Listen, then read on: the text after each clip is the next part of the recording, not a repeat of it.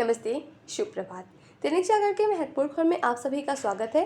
आज हम बात करेंगे दैनिक जागरण की कुछ महत्वपूर्ण खबरों के बारे में। साथ ही एक यूपीएससी जो विगत वर्ष पूछा गया प्रश्न है उस पर भी चर्चा करेंगे।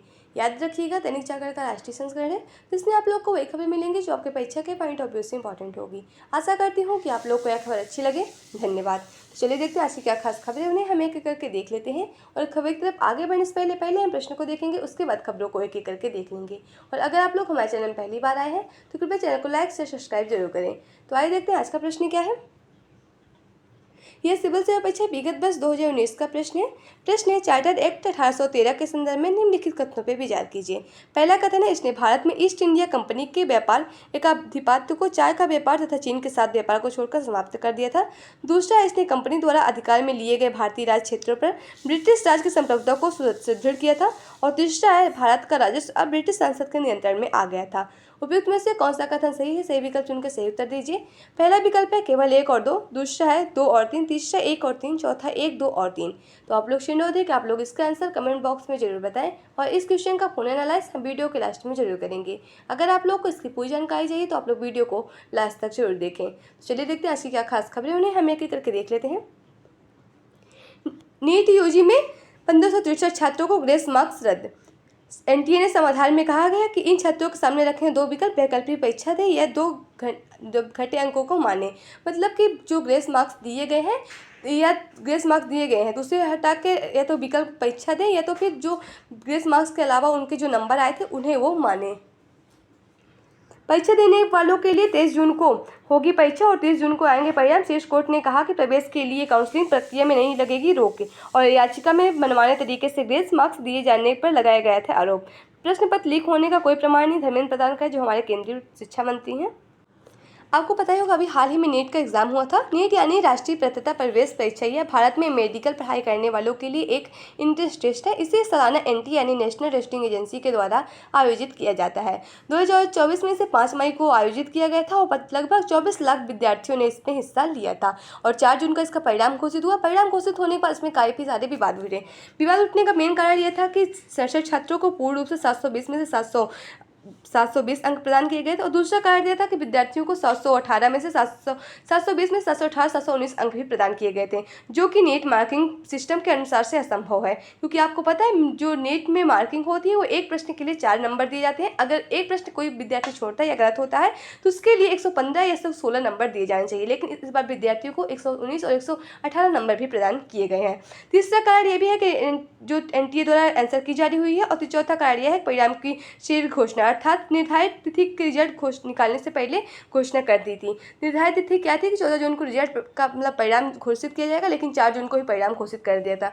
इसके अलावा अन्य कारण ये थे कि ग्रेस मार्क्स दिए गए, बहुत से विद्यार्थियों को ग्रेस मार्क्स दिए गए। एनटीए ने अपना बताया कि ग्रेस मार्क्स उन विद्यार्थियों को दिए गए जिन विद्यार्थियों को सेंटर में परीक्षा प्रश्न पत्र थोड़ा लेट मिला, तो उन विद्यार्थियों को ग्रेस मार्क्स दिए गए हैं। कुवैत अग्निकांड में मारे गए 45 भारतीयों के शवों की पहचान हुई। विमान से स्वदेश लाए जाएंगे भारतीयों के शव। आपको पता है अभी हाल ही में कुवैत में एक अग्निकांड दुर्घटना हुई थी। 6 मंजिलों में आग लगी थी एक बड़ी बिल्डिंग पे। उसमें से भारतीयों में भी काफ़ी लोगों की इसमें मौत हो गई है। उन्हीं को भारतीय में लाने की तैयारी चल रही है। कुवैत की बात करें, भारत की खाड़ी पर स्थित एक कंट्री है। इसकी राजधानी कुवैत नगर है और यहाँ की जो मुद्रा है वो कुवैत दिनार है, तो इसे भी आप लोग जानते रहे। अफगानिस्तान में लड़ चुके आतंकियों को जम्मू कश्मीर में धकेल रही है आईएसआई। सुरक्षा एजेंसियों से मिले इनपुट, नाटो सेनाओं में लड़ चुके थे मुस्लिम गुरिल्ला युद्ध में प्रशिक्षित अंक की। नाटो यानी नाटो यानी नॉर्थ अटलांटिक ऑर्गेनाइजेशन की बात हो रही है। उत्तरी अटलांटिक संधि संगठन स्थापना 1949 में हुई थी। वाशिंगटन डीसी में। इसका मुख्यालय ब्रुसेल्स में, जिसमें टोटल कंट्री आपको 32 है। और नवीनतम जो सदस्य है इसका स्वीडन बना जो 2024 में शामिल हुआ है। और 31वां सदस्य जो इसका है फिनलैंड है जो 2023 में शामिल हुआ था। स्थानीय आतंकियों की घट रही भर्ती के बाद अपनाया गया नया हथकंडा। जम्मू संभाग में हो रहे अधिकांश हमले में आतंकी बच निकले हैं। अब देख रहे हैं कि लगातार जम्मू कश्मीर में फिर से आतंक फैलने लगा है। जम्मू कश्मीर में बदलते माहौल को पाकिस्तान की खुफिया एजेंसी आईएसआई अब फिर खून खराबा कराने के लिए नए हथकंडे अपना रही है। आपको पता है पाकिस्तान एक हमारा पड़ोसी देश है। 1947 से पहले ये भारत का एक अभिन्न हिस्सा था। 14 अगस्त 1947 को ये भारत से आज़ाद हुआ था। एक अलग देश बन के उभरा था। और कहता है ये धर्म के नाम पे ये देश को दोनों देश का बंटवारा हुआ था। हिंदू मुस्लिम के नाम पे दोनों देश का बंटवारा हुआ था। देखने लगातार फिर भी आतंक फैला रहा है, उसको शांति से देखते नहीं आ रहा है। 26 जून को होगा लोकसभा के नए स्पीकर का चुनाव। 24 जून को प्रारंभ है 18वीं लोकसभा का पहला सत्र, 3 जुलाई तक चलेगा। पहले 2 दिन सदस्यों का होगा शपथ ग्रहण और 27 को होगा राष्ट्रपति का संबोधन। राष्ट्रपति लोकसभा और राज्यसभा की दोनों को संयुक्त बैठक को संबोधित करेंगी। अग्निवीरों की भर्ती व सेवा शर्तों में हो सकता है सुधार। सेवा की अवधि 4 से बढ़ाकर 7 से 8 साल करने का सुझाव है। पहले 4 साल थी, अब उसको बढ़ाकर 7 से 8 साल करने का सुझाव दिया गया है। ग्रेच्युटी मिलने का रास्ता खुलेगा। पूर्व सैनिक के समान दर्जे का प्रस्ताव। सेना में स्थायी भर्ती के लिए अग्निवीरों को 70% का कोटा संभव है। पहले क्या था कि 4 साल कार्यकाल पूरा होने के बाद इन्हें केवल 25% जो सैनिक थे उन्हें ही 15 साल उनका कार्यकाल बढ़ाया जाएगा, लेकिन अब कहा जा रहा है कि इसको 70% किया जाना चाहिए। और प्रशिक्षण में 24 हफ्ते के बजाय 37 से 42 हफ्ते तक सेवा का होना चाहिए विचार। कांग्रेस समेत विपक्षी दलों ने इसका बड़ा मुद्दा बनाने पर सरकार की समीक्षा की पहल की है। तीनों सेनाओं की ओर से अग्निवीर सुधार के आंतरिक सर्वेक्षण कराए गए हैं। मानव संसाधन क्षमता और कुशलता से समझौते किए बिना सुधार पर होगा गौर।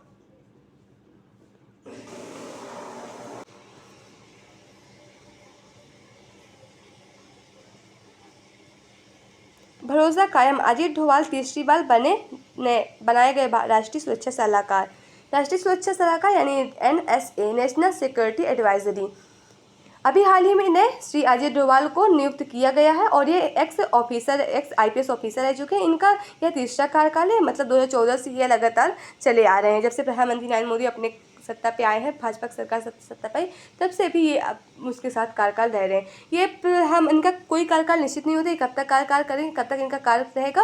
ये प्रधानमंत्री के अगर हम बात करें प्रसाद पर्यंत भी कार्य करेंगे, मतलब जब तक प्रधानमंत्री रहेंगे तब तक। जब प्रधानमंत्री अगर उनकी पार्टी को बहुमत नहीं प्राप्त होता, अगर वो अपने पद से इस्तीफा दे देते हैं, तो इन्हें भी अपने पद से इस्तीफा देना होगा। इनका ये जो पद होता है ये कैबिनेट मंत्री के समान होता है। और अगर हम बात करें पहले जो NSA यानी नेशनल सिक्योरिटी एडवाइजरी, राष्ट्रीय सुरक्षा सलाहकार, वो ब्रिजेश मिश्रा थे। और यह जो पद था ये पहली बार 1998 में लाया गया था। तब अटल बिहारी वाजपेयी की सरकार ने पहली बार इसे लाया गया था इस पद को।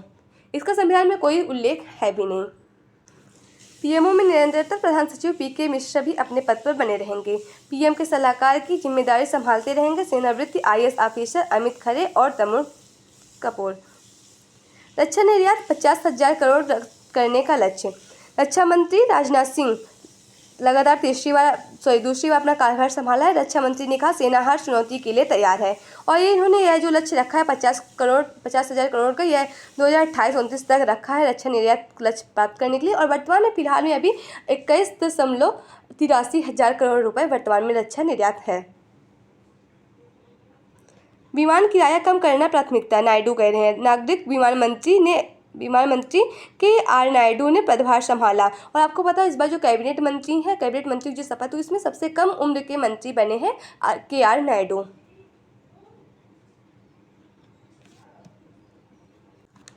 दालों की खरीदारी के लिए गारंटी योजना लगाएगी सरकार। जरूरतों को पूरा करने के लिए आयातों का विकल्प भी खुला। स्थायी समाधानों के लिए रकबा बढ़ाने पर जोर दिया जा रहा है। अगर हम बात करें भारत दाल का दुनिया में सबसे बड़ा उत्पादक, उपभोक्ता और आयात का निर्याता, लेकिन घरेलू जरूरतों को पूरा करने के लिए 20 से 26 टन दाल का आयात करना पड़ता है। 3 से 4 वर्ष में अरहर दाल को पूर्ण रूप से आत्मनिर्भर बनाने का लक्ष्य रखा गया है। और दूसरे देश के कॉन्ट्रैक्ट फार्मिंग के विकल्प पर भी विचार करके संभव किया जा रहा है। पेमा खांडू लगातार तीसरी बार बने अरुणाचल प्रदेश के मुख्यमंत्री। 13 अन्य विधायकों ने भी ली अपने पद की शपथ। PM नरेंद्र मोदी ने मुख्यमंत्री पेमा खांडू को दी बधाई।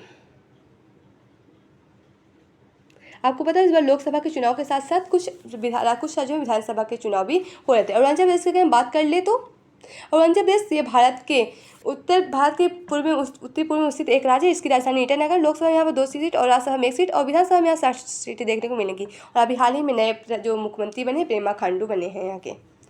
लोकसभा के साथ साथ विधानसभा में कुछ राज्यों में चुनाव हुए, जैसे उड़ीसा हो गया, सिक्किम हो गया, अरुणाचल प्रदेश हो गया और आंध्र प्रदेश में ये चुनाव हुए थे।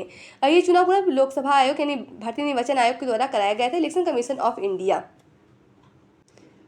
यह एक संवैधानिक संस्था, संविधान के अनुच्छेद 324 तक इसकी बात की गई। इसकी स्थापना 25 जनवरी 1950 को हुई थी, जिस दिन आप लोग मतदाता दिवस भी मनाते हैं। मतदाता दिवस मनाने की शुरुआत 2011 से हुई थी और यह मेन उद्देश्य था कि जो आने वाले नए वोटर मतदाता हैं, उन्हें जागरूक करने के लिए मतदाता दिवस मनाने की शुरुआत हुई थी 2011 से। हम देख रहे हैं वही सारी चल रही है कि सब अपने अपने पद पे है और नए नए कार्यभार संभाल रहे हैं। वायनाड में उपचुनाव हुआ तो मैदान में उतर सकती हैं प्रियंका। रायबरेली व वायनाड में चयन पर राहुल गांधी के बयान से निकले निहितार्थ। पोस्टरों के जरिए प्रियंका गांधी को उपचुनाव उतारने की पार्टी की योजना। आपको पता है इस बार 2 लोकसभा क्षेत्रों से राहुल गांधी, जो कांग्रेस के एक विपक्ष के एक प्रमुख नेता माने जाते हैं राहुल गांधी, उनने 2 सीटों पे चुनाव जीता, एक वायनाड की सीट से, एक रायबरेली की सीट से। अब बात आती है कि केवल एक ही सीट से लड़ सकते, क्योंकि चुनाव 2 सीट से लड़ सकते, लेकिन केंद्र अगर शासक केवल एक ही जगह से करेंगे, मतलब संसद केवल एक ही जगह से रहेंगे। उसी पे लेके विकल्प चुना कि अगर वायनाड से हुआ उपचुनाव तो वहाँ प्रियंका गांधी उतर सकती है और रायबरेली में राहुल गांधी ही रहेंगे। अब देखते हैं वही सारी राजनीतिक खबर आपको इधर मिलेंगी। ये आप लोग का संपादकीय पात्र है। आप लोग के लिए प्रीलिम्स, मेंस, इंटरव्यू, अन्य प्रतियोगी परीक्षा से जुड़ी खबरें मिलेंगी, जिससे आप लोग जरूर पढ़ लीजिए। आज का जो आर्टिकल लिखा है, तो मतलब जो अभी हाल ही में हुए 18वीं लोकसभा का चुनाव, उसमें प्रधानमंत्री को जितनी भी मतलब अपेक्षा की जाती है उस हिसाब से वोट नहीं मिले। उसी पे लेके बातें चल रही हैं कि मोदी सरकार के लिए क्या एक सबक है। खराब टिकट के वितरण भारतीय बाहरी नेताओं को आया था और पुराने करियर की अपेक्षा जैसी समस्या भाजपा में बढ़ती हार कमान संस्कृति देन बनी है। उसी पे लेके आर्टिकल लिखा था, इसे आप लोग पढ़ सकते हैं। विशेष छात्रों की फिर से होगी परीक्षा। अब देखें जिन बच्चों को ग्रेस मार्क्स रद्द कर दिए, उन्हीं की परीक्षा देने की बात हो रही है।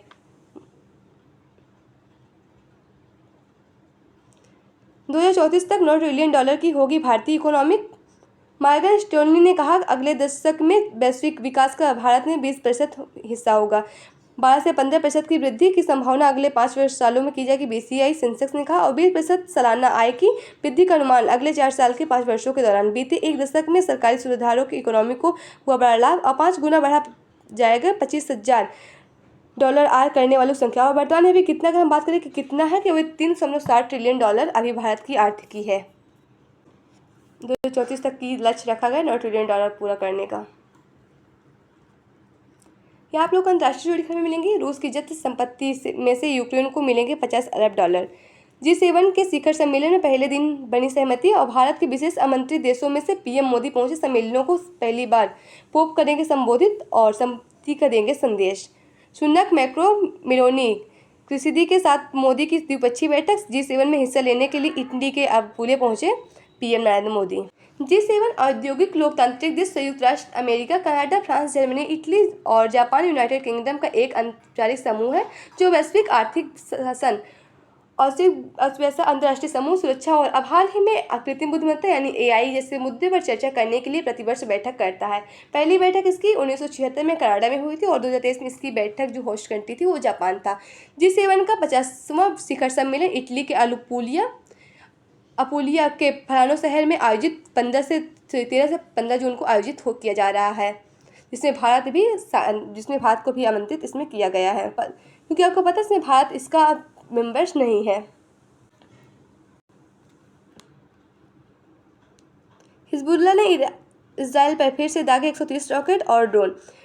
9 सैन्य संगठनों का निशाना बनाने का किया दावा। शीर्ष कमांडर की मौत के बाद लगातार दूसरे दिन हमले।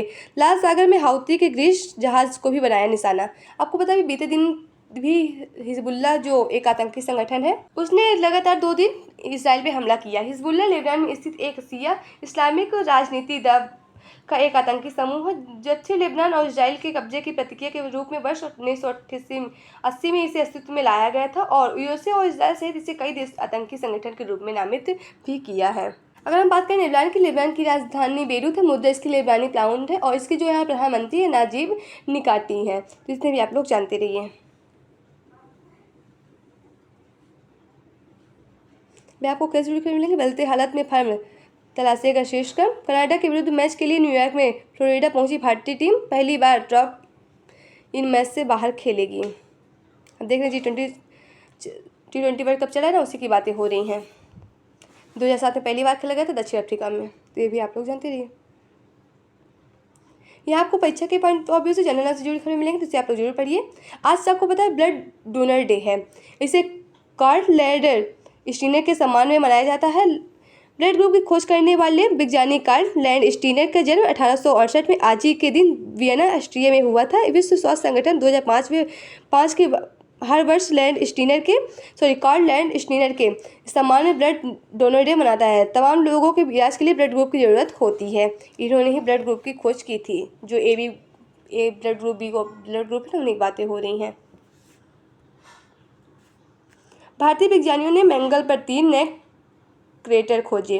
भौतिक विज्ञान देवेनलाल और उत्तर व बिहार के शहरों के नाम पर मंगल ग्रह के 3 क्रेटर के नाम रखे हैं। क्रेटरों की खोज अहमदाबाद के फिजिक्स रिसर्च लैबोरेटरी के विज्ञानियों ने की है।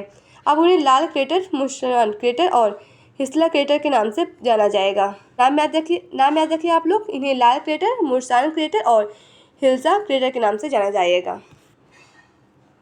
इधर आपको मूवी से जुड़ी खबर मिलेंगी। अगर इंटरेस्ट हो पड़े ना तो कोई बात ही नहीं। तो आज की खबर समाप्त होती है। आशा करती हूँ कि आप लोग को यह खबर अच्छी लगे। अगर खबर अच्छी लगे तो कृपया चैनल को लाइक से सब्सक्राइब जरूर करें। अगर आप लोग के पास कोई सुझाव है तो भी आप लोग हमसे साझा कर सकते हैं। तो आइए देखते हैं इसका जो प्रश्न है उसका हम लोग विश्लेषण देख लेते हैं। आज का प्रस्ताव चार्टर एक्ट 1813 के संदर्भ में निम्नलिखित कथनों पर विचार कीजिए। इसका सही जवाब होगा ऑप्शन ए यानी 1 और 2। तो आइए हम लोग इसका विश्लेषण देख लेते हैं।